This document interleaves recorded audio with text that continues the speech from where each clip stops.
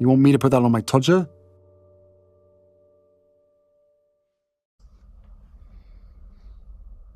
Harry's wife. How she became the narcissist. Many of you will be familiar with Gollum. Gollum is a slimy creature that lives in complete darkness in the caves of the Misty Mountains. You might note some similarities there already with Harry's wife. He scrounges around for food and eats dead fish, parts of goblins, and any other live being that he can find. He resembles a humanoid, but he is hunched over and often uses all four limbs to get around. Now, before he was corrupted by the One Ring, Gollum was a storish hobbit known as Smeagol. And on Smeagol's birthday, he was fishing in a boat on the river with his friend Deagle, and as Deagle caught a fish, he noticed a glimmer in the water. He jumped overboard and found a shiny gold ring on the riverbed. He brought it up and showed it to Smeagol. Smeagol asked if he could have the ring for his birthday, but Deagle, enamoured by the ring, refused. Smeagol then strangled his friend and took the ring. He was ashamed, so he hid in the Misty Mountains, where he remained alone for over 500 years before Bilbo fell into his cave. He was corrupted by the power of the One Ring, and beforehand he was a kind and carefree person, but the ring corrupted his mind. He wasn't evil for the sake of being evil, but he was constantly trying to get the ring back, and he'd do anything to get it. Now that's how Smeagol became Gollum, an obsessed and loathsome character, something that you might say is an apt description of Harry's wife. Certainly, she wasn't, however, a caring and carefree individual beforehand who became corrupted by a ring. But many people wonder, how did she come to be who she is today? Well, as I've explained to you elsewhere, she is a narcissist. And how is it that she became the narcissist? Well, in order for this to happen, there needs to be two things. And I expand upon this in greater detail in the video, What Makes a Narcissist, so I'd encourage you to watch that also. But essentially, there has to be two components.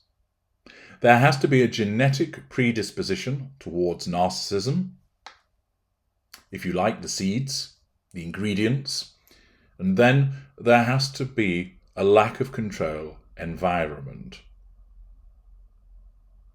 That's like the oven in which the ingredients are cooked.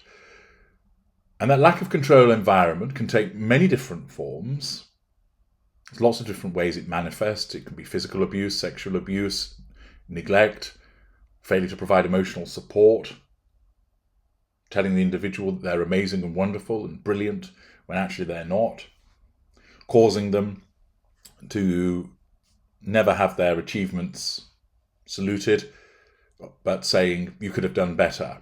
You scored 2 girls, why didn't you score 3? You got 75% in your examination, why didn't you get 90%?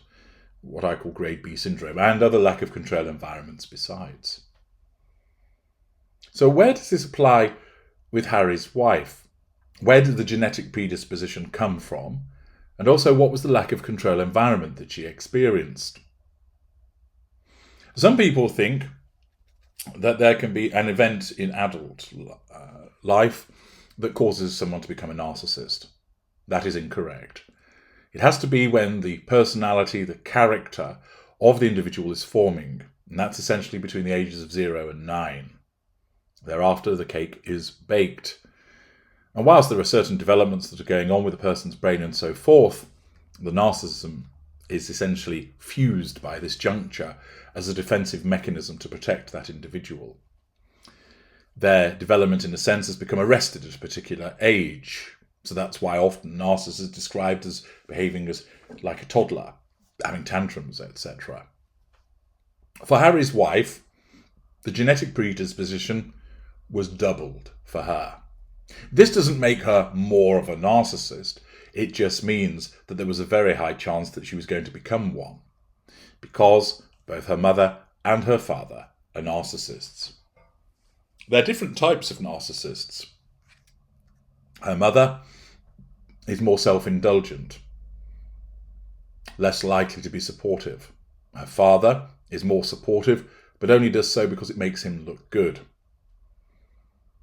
They're different subschools of narcissist, with the mother likely to be lower mid-range, with the father being middle mid-range B, possibly middle mid-range A. Accordingly, with both of her parents being narcissists, and the evidence supports that, shows over a sustained period of time that they've exhibited a sense of entitlement, an absence of emotional empathy, a lack of accountability, grandiosity, haughty behaviours, manipulative behaviours, poor boundary recognition, and various aspects of the narcissistic dynamic to support the finding that both of them are narcissists, albeit of different types.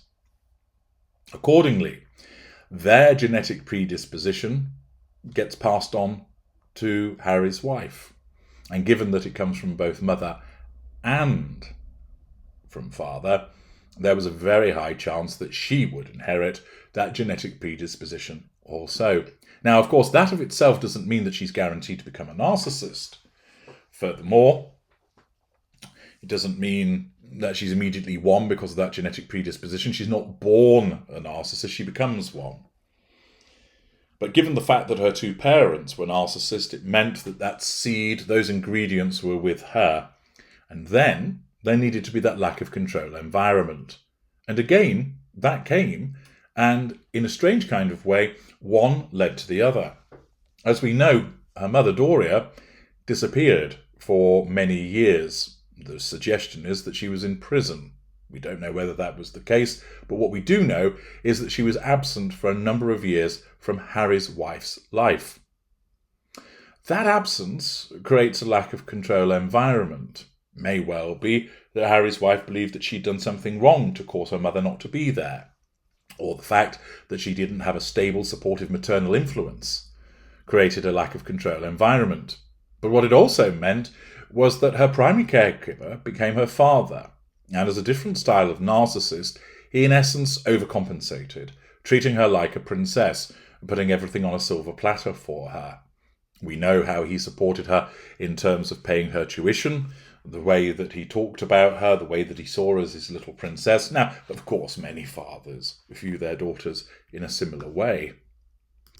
They may well refer to their child as daddy's little princess, but they don't go to the same extreme level of mollycoddling the child, giving them privilege without them having to earn it, giving them advantage without them having to actually do something and put the hard work in first. It creates a significant sense of entitlement. And of course, Thomas Markle Sr., driven by his own narcissism, believed that he was doing good. He believed that he was trying to be supportive for his daughter as a consequence of the absence of her mother, but in effect, tainted by his own narcissism and the way that he went about this, he created another lack of control environment.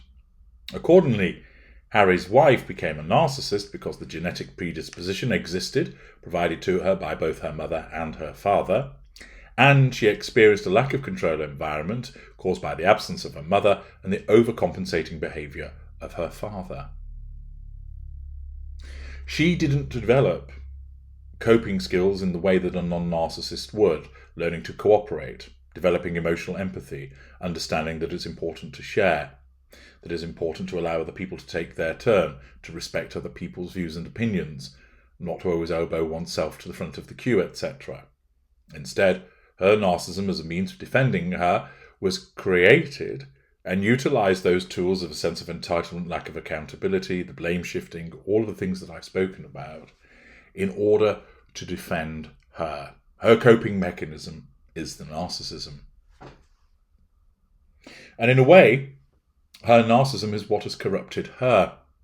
It's not that she started out as a wonderful person who then became somebody awful, but rather she never developed into a decent person in the first place, but rather her narcissism took her down a route towards becoming a narcissist and thus becoming that individual with all of the attendant abusive behaviours and selfishness that you have become accustomed to through learning about narcissists through my work. Some people think that she became corrupted by fame, by the money, by the prominence that she has. No.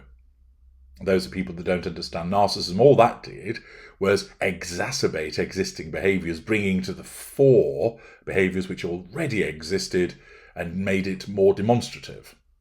And of course, it's typically the case that many people who don't understand narcissism go to such explanations as that, even though they are incorrect. She became a narcissist because she had the genetic predisposition and she experienced those lack of control environments.